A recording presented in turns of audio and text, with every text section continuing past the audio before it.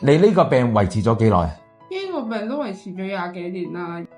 係，你好啊，阿姨，想問翻咧，你揾我嘅目的係乜嘢咧？今日想申請一個特別援助金係同埋一個育兒計劃。係咁樣咧，呢個病咧已經跟咗我都差唔多20幾年。係細細個就唔係咁明顯，而家越嚟越大個越明顯。加上我之前都有試過去揾工做嘅，但係好多工都唔請我，因為我事實咁嘅情況。所以而家我係經濟根本就自己搞唔掂，負擔唔到。係啊，哦，屋企人都幫唔到。屋企人幫唔到幾多㗎咋。嗯，屋企人真係長貧難顧咯，顧得你一時，冇可能顧你一世噶嘛。之前啲社工跟唔到你係嘛？啲社工佢幫啲唔幫，幫啲唔幫啲。好似想幫你，跟住幫咗你做咗嗰樣嘢之後，冇問佢其他嘢，佢真係好似唔想理我咁樣咯。哦，所以我先特意嚟揾 Tim Sir 幫手。好啊好啊好啊，咁唔緊要，我整理翻你啲資料啦。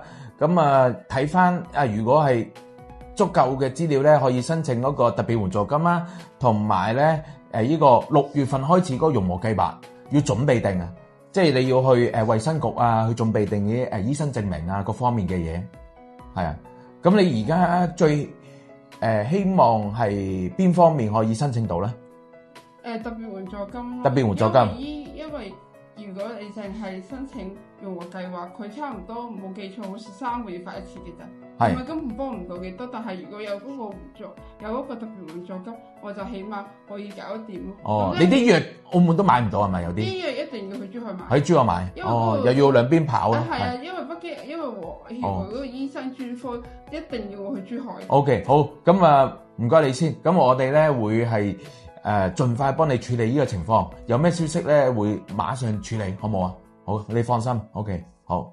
當你喺澳門身邊都有需要幫助嘅人，喺下面留言，我黃德來Tim Sir會全力支援。記得點讚關注哦。